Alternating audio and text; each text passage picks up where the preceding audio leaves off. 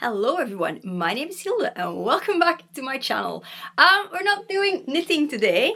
We're talking about, let me see if I can maneuver this without breaking anything, my omnissian axe, which is my cosplay weapon for my Rogue Trader cosplay, believe it or not. The good thing about cosplaying a Rogue Trader, other than, be opening my closet and smacking on a purity seal, disgraceful, I know, but c'est la vie. We actually have purity seals that say c'est la vie. But that aside, is that, well, basically, if you're a Rogue Trader, you can have any weapon, especially any Imperial weapon, without consequence, as long as it's not a Custodes weapon, much to my chagrin. Because my favorite Warhammer 40k weapon is a Guardian Spear, which is a Custodes weapon. But I also like well, basically I like range weapons, and the power sight is also a big nope because it's a dead guard weapon and it's Nurgle, so basically they're outlawed in the Imperium. And I guess that if you're a Rogue Trader and you can convince an Admech, an Adeptus Mechanicus, to make you the weapon, it's a bit of a grey area.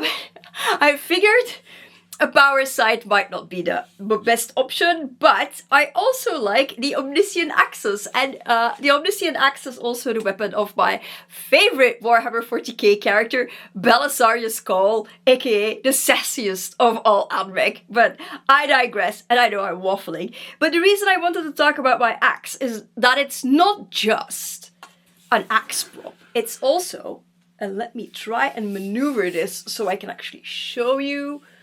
I am being very careful of my lighting, because my lighting is a bit weird. Also of my axe, so I don't break bits off. As you can see, I don't know if you can see it very well. I may have to turn the camera a little bit.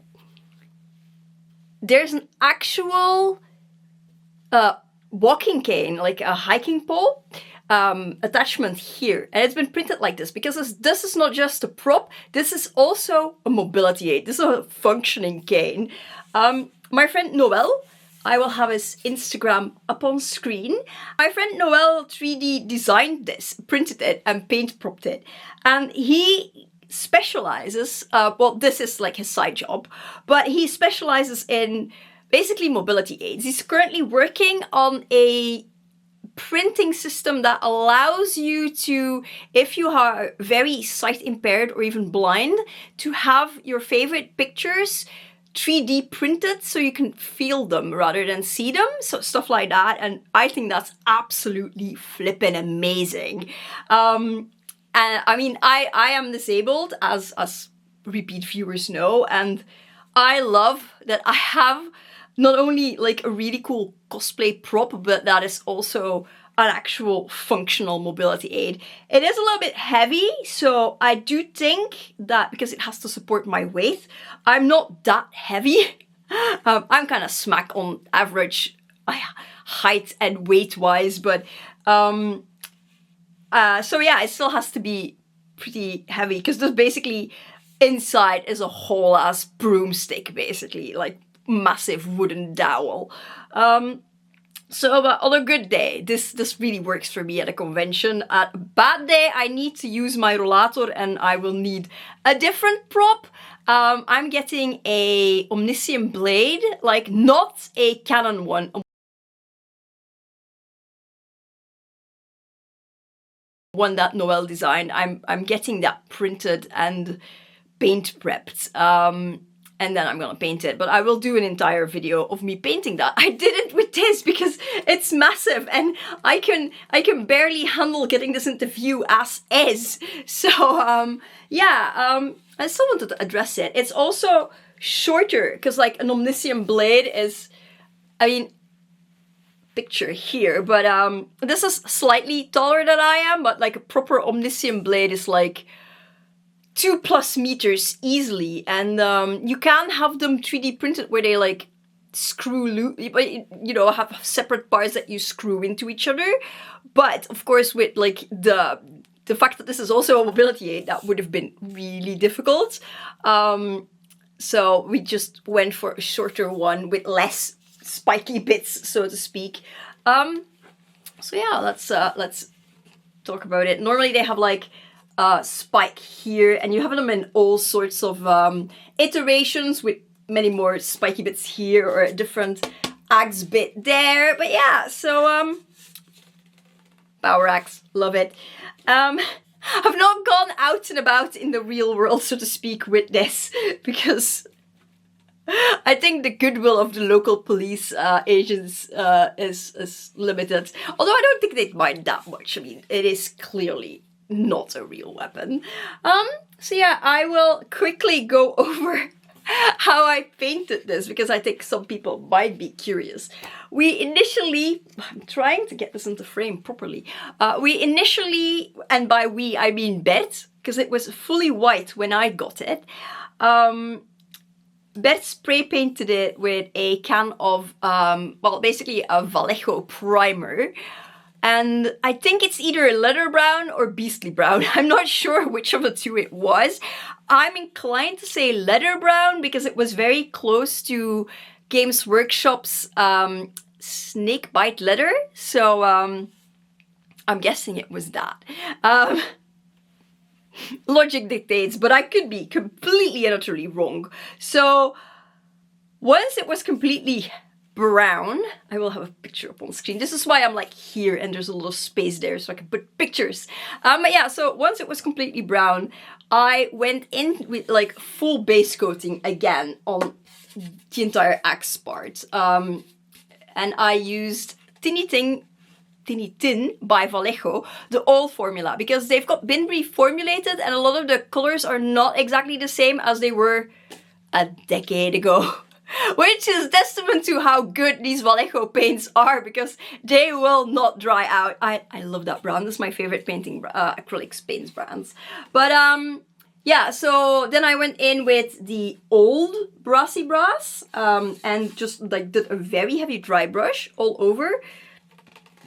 And this guy, initially I painted the inside with a... I will have the name up on screen because I cannot remember, but it's a paint by Green Stuff World. But I didn't like the effect, so I went over it with Retributor Armor. Look, Ian, I managed to say Retributor. It's I mean, it's a thing. If you watch my previous podcast episode that I did with Ian of Random Wafflings in Warp, I tried to say Retributor Armor and failed on the Retributor, even Retributor. See, like, I'm tongue-tied, getting tongue-tied already. So, but basically, it took me a while to be able to say Retributor, but now I can, more or less at least. And then I went in with a rough dry brush coat of Sepia, the FW ink by Dale Rowney, and I also put sepia on this, and this had, the skull was initially painted just like this in the old hammered copper, I believe. But it also might have been Screaming Bell by GW. I'm not sure. This was entirely painted, all the copper you see was entirely painted Screaming Bell and dry brushed with hammered copper. Again, the old hammered copper. Like, just assume that if I say the name of a Vallejo metal, it's the old formula. I have bought some of the new formula, but I've not used it yet. All the gold you see is also Retributor Armor. I love Retributor Armor because it's so brass leaning.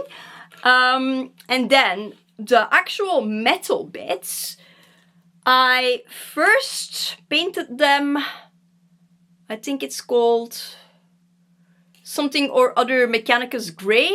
It's a Games Workshop paint. Again, if I don't know the name, it will be on screen. Then I went in and dry brushed it with the old bolt gun metal. They don't have bolt gun metal anymore, and it makes me so sad. I loved bolt gun metal, but yeah, so I did a rough dry brush with that. Then I went over that in a slightly less rough dry brush of what's Ferrus Manus' Legion called again? Iron Hands Grey. And then I felt that it was just too contrasting with all the warm metal tones.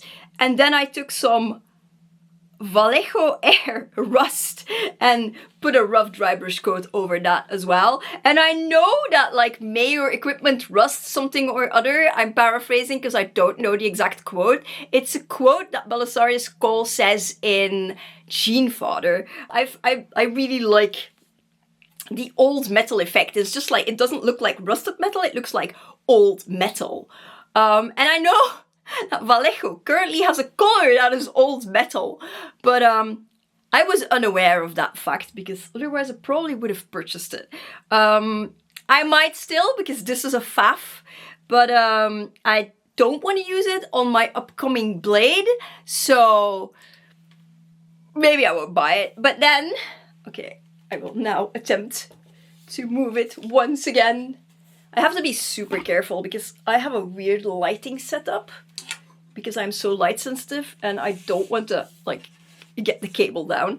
So the handle part here, I'm not super duper satisfied with at the moment, and I might still go in with a lighter brown, but I have to find like a lighter brown that I really like. Because initially I base coated the entire thing in snakebite leather, which was basically nearly the same thing, slightly darker as the base spray. So that was a bit of a moot point, but live and learn. And then I went in with a brown by Games Workshop. And that actually looked quite nice. But the problem was that I had put it down and painted one side and then had to go in with the other side, meaning that I had double coats on bits and that did not look good. So I had to like entirely paint over it, and then it was too dark and I didn't like it. And it was not enough contrast with the rest of it. So I went in again with a dry brushing coat of a lighter brown. And it's definitely better, but it would be even more better because it's like, it does look like leather as is. But I would like it to be even lighter, and I kind of don't want to go in with a base coat of snakebite because that's the old snakebite from when snakebite was a base color, when it was still all base colors basically. A snakebite is now a shade, and I very much dislike the shades. And also the shade, I mean, you can dry brush with the shade because I love dry brushing with Screaming Bell, which has also been, Screaming Skull, which has also been discontinued, which makes me incredibly sad, but I digress. So I could do it, but it's gonna be a faff. So what I want to do next time I'm in Hasselt, I want to go to Oberon and have a look at all their light browns and see if there is one that I like. If not, I'm gonna leave it. If there is one, I'm gonna change it. And this bit here is just one coat of Warlock Bronze, but I quite like the very dark browny metal, so I've left it that way. And this handle bit here is Choco Brown by Green Stuff World, which is delicious. It's an amazing brown. I love it so much. So yeah, I think I might have gone in with Choco Brown here on the handle as well at some point or other. But yeah, so this is the back of it, and I do want to put a purity seal in here at some point. Probably the same one like I'm wearing right now with the Hellhound Belgicus seal, and then just smack in, well, this one. It says not, can I read upside down? No. Not all those that... It's the Tolkien quote. Not all that are wonder are lost. It's not exactly how the quote goes, but I cannot never remember how it does exactly go because I learned it the wrong way. And then the other bit says, Fortus fortuna adiuvat, fortune favors the bold, or fortune favors the brave in Latin. And on the other bit, it just says Oath of the Moment, which is the original purity seal, so to speak. So yeah, Oath of the Moment or Oath of Moment, it's like whatever you damn well like. It's like how you can spell omnissian with 2 S's, but 1 S is also correct, but 2 S's is more correct. Sometimes I swear they're messing with people who are dyslexic on purpose. But yeah, anyway, So I want to put this here as well, but I want to make it a double seal, so if you look at the back, there will still be text rather than it being plain, because I mean, otherwise you'll just see some plain strip hanging here, and I won't like that either. So yeah, the purity seal I still have to do, but I'm out of these seals, so that's why it's not happened yet. And I did paint the skull part on this bit more high contrast than the front, because I wasn't sure what I liked better, and then I figured, like, if I do it this way, I can just sit it out for a bit and just decide what I want to do. And this is just Warlock bronze over Retributor gold, and yeah, I'll decide if I want to keep it this way or paint it like the front, more like the front at some point. It doesn't bother me that it's different on both sides at all, because clearly if it did, I wouldn't have painted it this way. And that was it. I'm holding it this way, but this is more comfortable. There's lots of places to hold it, like whichever you prefer.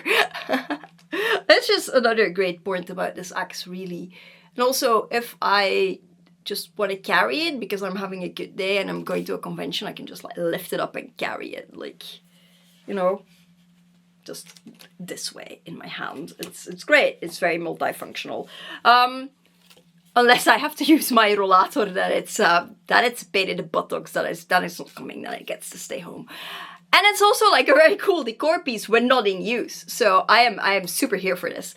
It's only wins, basically. So yeah, basically, I hope you enjoyed me waffling about my Omnissian axe. I basically just wanted to come on here and talk about how I painted this, but also that being disabled doesn't stop you from having really cool cosplay props. You just need a person, if you can't 3D print and design yourself, which I cannot. You just need somebody who can help you sort it all out, and Noel is one of these people. 100% recommend. I've worked with Noel a couple of times. He did my my Labubu armor for my Fulgrim Labubu. I will have a video or at least a photo up here somewhere, but I have a short and I will have it linked down below, so you can see it together with my cat Joop, who is very cute and adorable, and that counts as your cat content, by the way. For this video. But yeah, so he's also done the purity seals for the Hellhounds, like these guys. Super cool, love them. And yeah, and then my axe and a whole lot of other weaponry and other like non-40k things. Like his portfolio, so to speak, is very, very impressive. So yeah, I will have all his details down below, and you can just send him a DM on Instagram, and I will ask him before this video goes up. But yeah, if he's okay with it, his email will be on screen and in the description down below as well. And yeah, you can get in touch with him. 100% recommend. This is not sponsored by Noel, by the way. I just really, really wanted to make this and talk about my axe because I love my axe, and shout out my friend because he does legit really awesome work, and I feel that more people should know about it. And yeah, and I thought it was like maybe fun for people that are getting into painting their own cosplay props to see what I did. There will be a video coming eventually of me painting a weapon. I don't know when though, because I have not not taken possession of said weapon. It's still in printing stage, I think. But yeah, it is coming eventually, and in the meantime, I hope you enjoyed this video. And I will put some cat pictures up, because when I took pictures with this in my yard, I had a photobombing red cat, Simba, who lives in the neighborhood, and he was just like, he was on the fence between me and the neighbors next door. And he was like, meow, and he jumped down. He was like, ah, I will now be in your pictures. And of course, he was more than welcome because he's very sweet and adorable. So, cat content incoming!